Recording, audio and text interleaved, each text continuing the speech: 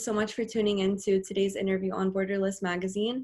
I'm Diane Bukhalil, Borderless Magazine's engagement reporter, and today I'll be talking to Dr. Carmen Geha from the American University of Beirut in Lebanon about the current crisis in Lebanon.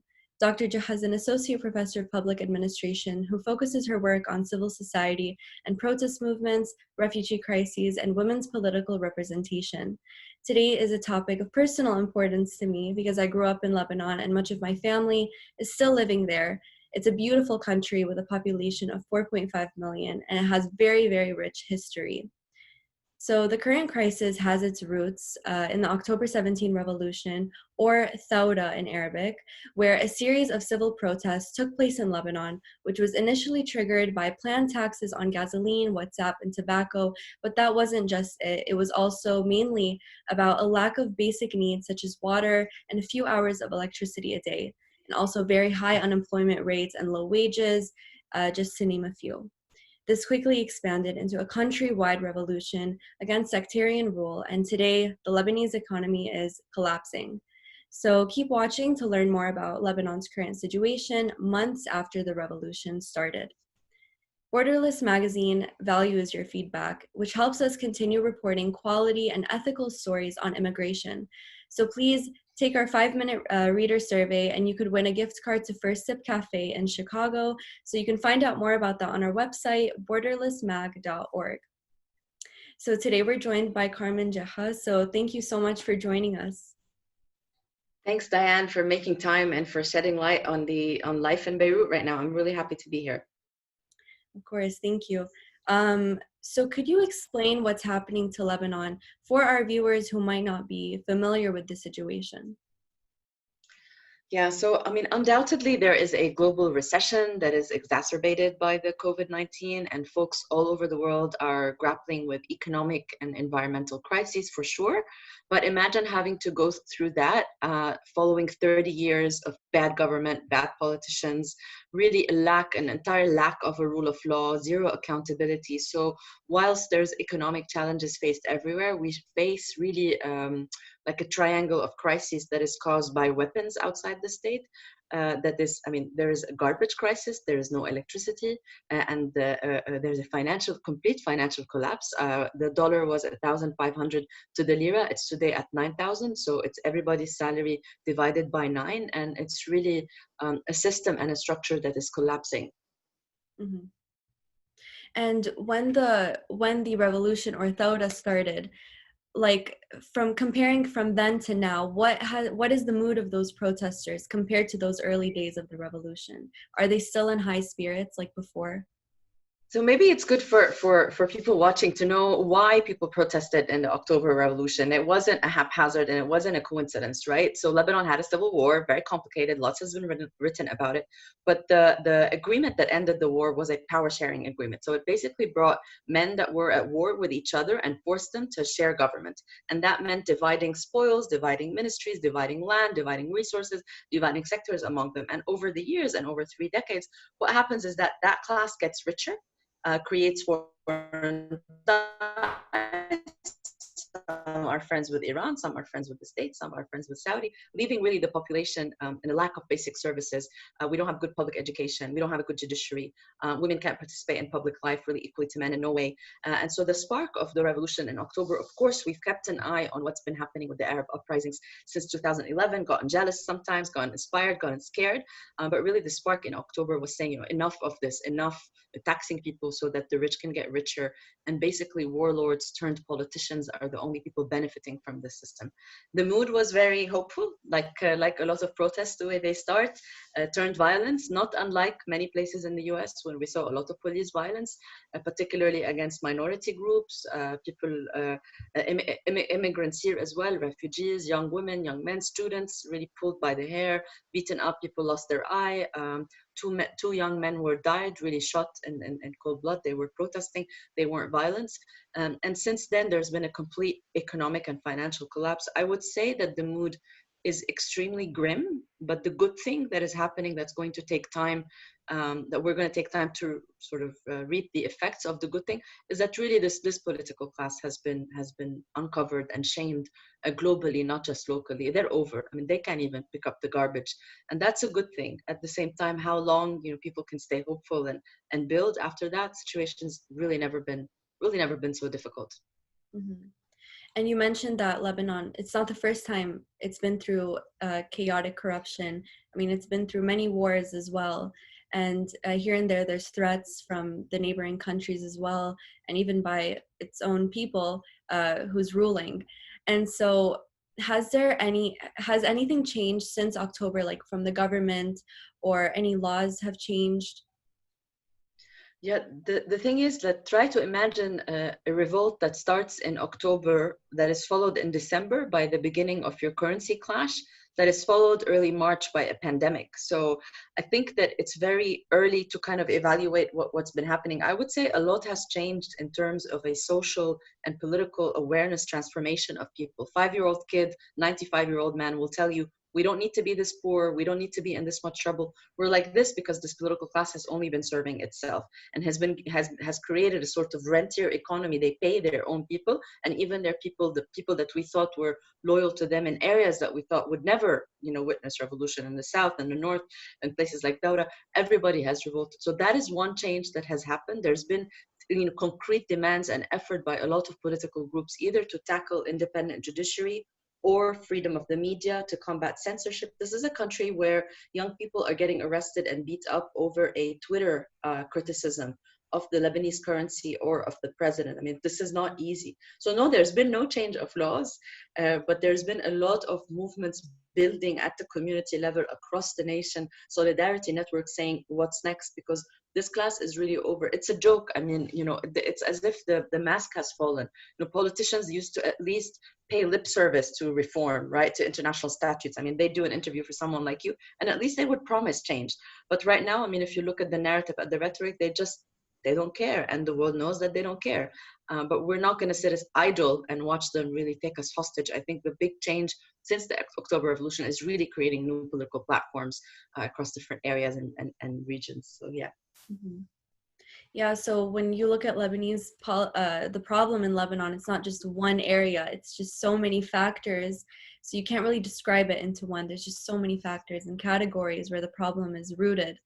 And so many in and outside Lebanon are calling for a government reform, and the price of bread has skyrocketed, and we've seen elderly begging on the street, looking through garbage for some food. And there's also an 85% devaluation of Lebanese pound currency, which you kind of mentioned before. And there's also a US dollar shortage. And many are scared of a war. So what is going on in the Lebanese mind today? Yeah, so I'll tell you, I mean, I'll speak for myself. It's very much a sort of catch-22 situation. We're stuck in the following puzzle. We can't escape economic depression and economic collapse without political reform. The system does not enable political reform. I don't believe that you can fix public institutions without having good politicians, without having the will to fix these institutions, right? Because if politicians fix the government, they won't be in power because they live off of clientelism, making people afraid. They threaten using the weapons, right? So people are subservient to them. It's a country where people are scared of the politicians, whereas in a democracy, politicians are scared of people, right? They should be wanting to please us. The equation that there can be economic reform without political reform. However, that is a privileged opinion to make because we can't wait for political reform. Most people, as you said, can't even feed their kids at the end of the month. So I think that we need to take a step back and really respond to what is quickly emerging as a humanitarian crisis, not just for Lebanese, but for a lot of non-Lebanese, for 1 million Syrians and 500,000 Palestinians and a lot of migrant workers. It's really becoming a humanitarian crisis. People are getting thrown off of the street. I think we need to step back and start to address that crisis because I think political reform and change that can lead to long-lasting economic reform will take time, but it's inevitable. Like there's no way this class is going to fix itself unless they kill us all or they threaten us all with prison. They cannot resurrect themselves. I mean, their reputation and their constituency, khalas, they're tarnished for life. But until we get political reform, we can't say, Yeah, well, we'll let the Lebanese starve and have a humanitarian crisis. There needs to be an addressing of economic priorities right now, which the diaspora, plays a big role in. A lot of people abroad sending remittances, a lot of humanitarian organizations. So that's where we're at. Yeah, I was going to ask, like, I've been seeing a lot of NGOs who have been helping uh, the vulnerable communities, and at this point, almost 60% of Lebanon is vulnerable. There's statistics showing that there's an estimate of almost 60% of Lebanon's population will live uh, under the average poor person, and the middle class is all going down. And so as you mentioned before, Lebanon is home to Syrian refugees and Palestinian refugees. And so there's 1 million Syrian refugees and 500,000 Palestinian refugees. So how are they surviving in Lebanon during this time? Yeah, so I mean, also the numbers are questionable. Some people say a little bit less, a little bit more, obviously, but I think that the number is that 75% of residents, that means citizens and non-citizens, will be living underneath the poverty line very soon. That means less than enough to feed their kids.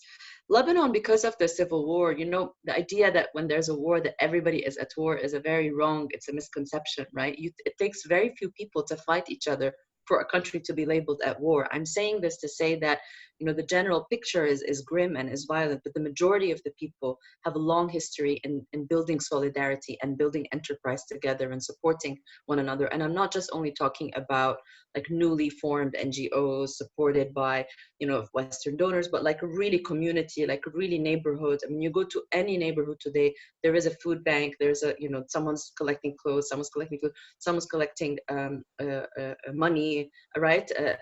There is this history of, because of a lot of proxy wars fought in Lebanon, that people come together and support one another. But that's not enough, because even for upper earning and middle income people, they've divided their income, as you said, by 8.5, right? So even if you worked in a fancy job, that's multiplied by 8 your purchasing power. So we can't only rely, I think, on local civil society as in community. I think we need international organizations to give the Lebanese a chance and not to be held hostage by these bad politicians. And I also think diaspora has a big role to play, not just with financing, but of keeping Lebanon on the political map. Why is it important that we not slip into failed state and utter collapse? It's very, very important that people shouldn't pay the price for bad politics and bad politicians. And I think this is where people abroad, here, international organizations have a big role to play, not just in financing, but in the narrative. We have a chance not to go into hunger. I think today there was an article about the number of children expected to die at the end of the month of starvation. This shouldn't be happening. It's not because we're poor, and it's not because we are in some desert island that we can't grow trees. It's because we have bad politicians. And I think that the political tension is to say that people nowhere, not just in Lebanon, should pay the price of bad politics. Mm-hmm. Yeah, and speaking of the diaspora, so kind of the Lebanese situation has kind of become global, with solidarity protests that were happening worldwide, and even two happened here in Chicago back in October. So why is it so important? Why are Lebanese diaspora taking so much action for this? Yeah, so I think there are many reasons. I mean, I think a lot of young people, probably as such as yourself, they care for their country. I mean, a lot of people have left Lebanon not by their own will, because they've had to. But even people who left a long time ago, I think it goes back to what I was trying to tell you about the war narrative and how we look at this country. And because a few, have erred and a few are bad, the majority, I would say, of the Lebanese have a good memory of their country, want to give back, but there's no trust in government and no trust in governance. And that's why I think when the diaspora saw that we went on the ground saying we want to remove them all, كلهم يعني كلهم, want to get rid of this class, it was a spark of hope. And now I think it is up to the both of us, inside and outside, to keep that spark alive. And it starts by saying that innocent Lebanese, just like innocent Syrians, innocent Palestinians, innocent Kenyans, innocent Afghans, and this is, by the way, not the story of history. The story of history goes the opposite. It's innocent Afghanis and innocent Palestinians and innocent Somalis that get to pay the price for bad politics. And I hope we can avoid Lebanon that path, because innocent people shouldn't be paying the price for bad, corrupted politicians that have been supported by the West and the East for decades. And now international support dwindles because of pandemic and because of changing geopolitical realities. What happens to people? Mm-hmm. And in the midst of this crisis, we're also, dealing with COVID-19 globally. And so how has the country been handling that besides the economic corruption? Some are saying that arak is a natural, you know what arak is, the drink, like the national, the national drink is that it naturally, helps keep corona at bay. The numbers have been relatively low. That is largely because of low testing capacity. But there's a general feeling that we did okay in the first wave. I don't know why, I don't know where. Maybe most people are asymptomatic. But now with the second wave and the really collapse of infrastructure, it's getting less and less hopeful that we'll be able to come out of the pandemic on top, because when you don't have electricity at night in hospitals and trash is on the street and little kids are running around the house hungry, you're likely to engage in protest, in increased crime. The collapse of infrastructure will not let us, come out of the pandemic on top. We don't have enough hospital beds for people. So I'm very, very pessimistic about this second wave. I think it's it might be the thing that pulls us under. And that's why I'm saying I think we all have a responsibility, particularly those of us that are a little bit more privileged, that have a chance either to raise our voice or to raise funding or to support in any way possible to avoid a scenario where Lebanon slips into really a failed case disaster scenario. Mm-hmm. And, going back to kind of your background, so you are very passionate about women's political representation. And in the revolution, there were a lot of topics risen from like societal issues, like, for example, the kafala system. A lot of people were protesting about that. Also, women's rights for the Lebanese woman to pass down her nationality, which is one of the many, laws that should be processed and developed for women's rights. So are you hopeful about, the gender subject in this revolution as well, and all of these other societal issues? Yeah, I wish you were here to see it. I mean, the thing is, what happened when there's a collective action of this magnitude, right? You feel like everything is sort of on the table. The things that you wouldn't normally discuss, the people you wouldn't normally see, everything is on this table because there's this general euphoric thing that combines us, which is that we hate these politicians. And so the things that perhaps we used to argue about, including some gendered issues, are finally on the table. And because the movement wasn't hierarchical and top down, it was more possible for women who are otherwise subjugated to really be at the forefront. On gender issues, I'm going to repeat something I always say. Women stand to lose the most if the system continues, and they stand to win the most if it's reformed. Sure, men also live in corruption and poverty and but they don't have as much to lose as we do, because the deal that was made after the civil war allowed basically a group of 12, 13 warlords, men, to design a system that puts their interests first, whether it is in civil status, marriage, rape, inheritance, or economy, wages, procurement, trade. Women couldn't trade on their own until 1994. They've been able to infiltrate all these various sectors and aspects of women's lives. And that's why it was normal for, I don't want to repeat the stereotype, but the mother, the daughter, the sister, the activist, right, the LGBTQ activist, however you want to look at the Lebanese woman, it was normal that they were at the forefront, even if their grievances are different and there is a spectrum of demands. It was normal that we were at the forefront, because if this continues, we stand to lose the most. So yes, I'm hopeful. And I do want to guard against a lot of the things that I'm hearing in Lebanon, but also outside, that this tone of disappointment. And I don't mean to sound older than you, but it really takes time. 6 months, 8 months is nothing in political life. I don't even want to go back to the roots of the system. I just want to say, take 2005 as a milestone when the Syrians left. Now we're facing our own corrupt politicians, more or less, with lots of interference. If that's the milestone, I want to start counting from 2005. And in that sense, the October until now, July, is really nothing. We're only just starting. We've just uncovered these issues. We put them on the table. So yes, I am hopeful, but it doesn't mean that it's rosy and I'm happy every day, but I am very, very hopeful. Yeah. And lastly, Carmen, in the midst of this chaotic time, speaking of hope, what are you most hopeful about yourself?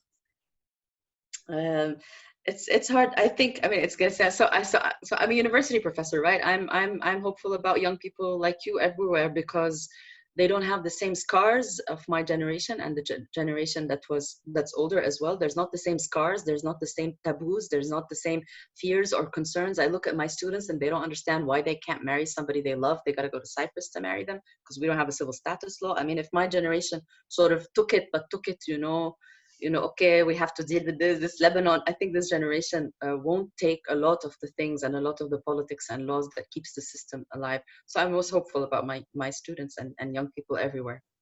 Mm-hmm.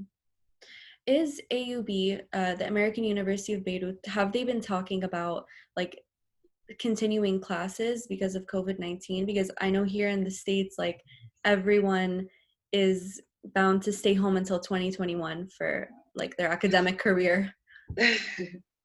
Yeah, so the university has been really at the middle of all of these changes. So from the first week of the revolution, we moved classes to the streets. We said that the students are the teachers and we need to do that. So we've been a lot blurring the lines between protest, the university activism and whatnot. But I think like all universities in the world, I don't think we're able to promise anybody anything. I think at best, I mean, the official communication is that we'll aim for some kind of hybrid model.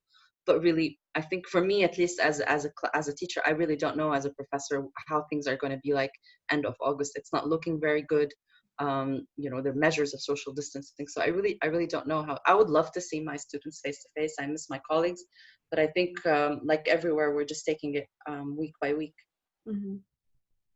All right. Well, thank you so much. It was very informative, and I'm very happy for our viewers to learn about this situation, across the globe. So thank you everyone for watching. I'm Diane Bukhalil, and you just watched Borderless Magazine's interview with Dr. Carmen Geha on Lebanon's current situation. Don't forget to learn more about Borderless Magazine's reader survey on borderlessmagazine.org/survey and subscribe to our newsletter. So thank you so much, Carmen. Thanks, Diane. Bye. Great to meet you. Thank you.